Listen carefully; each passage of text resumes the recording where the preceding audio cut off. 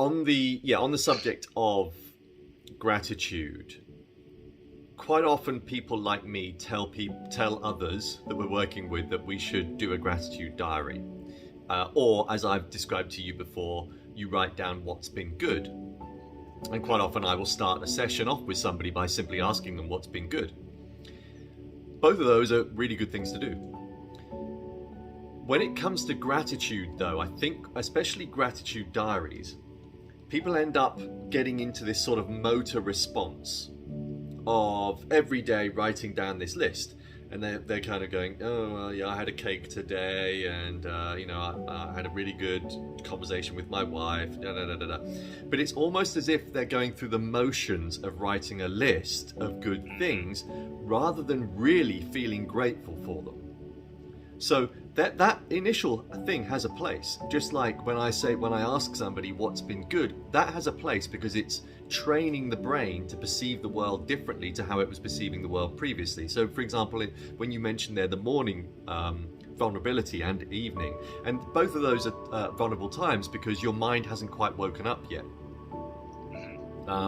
Throughout the working day, your mind is being distracted by stuff that you've got to do, that you know you have to do. Therefore, you're just going to get on with it, and anything else is secondary, isn't it? But as we slow down at the end of the day or upon waking up, and we're still sort of coming out of that theta brainwave into beta brainwave, and the neurochemicals are changing, especially in the morning from that flooding of melatonin to serotonin, then that can be a vulnerable time for everybody. So all I would say is it's about feeling it that's the most important thing. It's all very well saying, oh, I'm grateful for the health that I've got, I'm grateful for the family I've got, but do you really feel it? Because I'm sure you do if you try, but you got to make sure that you do try. You got to make sure that you really feel it.